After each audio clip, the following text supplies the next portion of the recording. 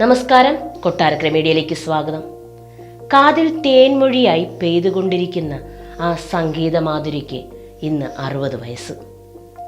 മലയാളികളുടെ സ്വകാര്യ അഹങ്കാരമായി മാറിയ KS ചിത്ര ഇന്ന് 60ന്റെ നിറവിലാണ്. പാടിത്തീർത്ത പാട്ടുകൾ ഓരോന്നും ആസ്വാദക ഹൃദയത്തിൽ തീർത്തത് മനോഹരമായ നിമിഷങ്ങളാണ്. KS ചിത്ര ഏവരുടെയും പ്രിയങ്കരിയായി മാറിയത് പാട്ടിലൂടെ മാത്രമല്ല, മറിച്ച് ആ മുഖത്ത് എപ്പോഴുമുള്ള ലാളിത്യത്തിൻ്റെയും സ്നേഹത്തിൻ്റെയും ഭാവങ്ങൾ കൊണ്ടുകൂടിയാണ്. എല്ലാ തലമുറയിൽ നിന്നുള്ള ഗായകർക്കൊപ്പം പാടാൻ ചിത്രയ്ക്ക് കഴിഞ്ഞു. വിവിധ ഭാഷകളിലായി 25,000-ലേറെ പാട്ടുകൾ ചിത്ര ഇതിനോടകം പാടിക്കഴിഞ്ഞിരിക്കുന്നു. ഇനിയും അതിലേറെ പാടി ആ സുന്ദര ശബ്ദം നമുക്കിടയിൽ മധുരമേകും. ചിത്രയുടെ അച്ഛൻ M. കൃഷ്ണൻ നായരാണ് സംഗീത വഴിയിലെ ആദ്യ തണൽ. തൻ്റെ ഗാനം ഇന്ന് എല്ലാവരും കേൾക്കുന്നുണ്ടെങ്കിൽ അതിന് ഏറ്റവും വലിയ കാരണഭൂതൻ തൻ്റെ അച്ഛൻ തന്നെയാണെന്ന് ചിത്ര പല അഭിമുഖങ്ങളിലും പറഞ്ഞിട്ടുണ്ട്. സംഗീതം പഠിച്ച് ഒരു സംഗീത അധ്യാപികയാകുക എന്നതായിരുന്നു ചിത്രയുടെ ആഗ്രഹം.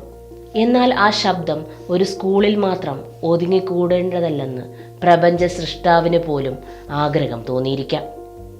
1979 ചിത്ര ആദ്യമായി ഒരു ചലച്ചിത്രത്തിന് വേണ്ടി പിന്നണി പാടുന്നത്. കുമ്മാട്ടി എന്ന ചിത്രത്തിലെ മുത്തശ്ശി കഥയിലെ എന്ന പാട്ടിന് ഹമ്മിങ് ആണ് ആദ്യമായി ചിത്ര പാടിയത്. MG രാധാകൃഷ്ണനാണ് സംഗീതം നൽകിയത്. അതിനു മുമ്പ് ചിത്രാഞ്ജലി സ്റ്റുഡിയോയിൽ ചിത്രയുടെ സഹോദരി ബീനയ്ക്കൊപ്പം കൂട്ടുപോയപ്പോൾ ഒരു ഹമ്മിങ് പാടിയതാണ് ആദ്യമായി സ്റ്റുഡിയോയിൽ റെക്കോർഡ് ചെയ്ത ചിത്രയുടെ ശബ്ദം.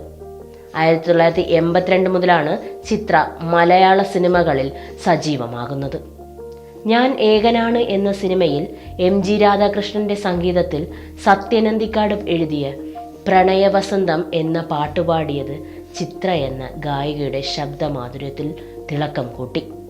KJ യേശുദാസിനൊപ്പമുള്ള ചിത്രയുടെ ആദ്യ ഗാനം. ചിത്ര പാടിയ ആദ്യത്തെ 5 ചിത്രങ്ങളിലും MG രാധാകൃഷ്ണനായിരുന്നു സംഗീത സംവിധായകൻ. പിന്നീട് KS ചിത്ര എന്ന ഗായികയുടെ ജനനമായിരുന്നു. പാടുന്ന എല്ലാ ഗാനങ്ങളും സൂപ്പർ ഹിറ്റായി മാറുന്നു.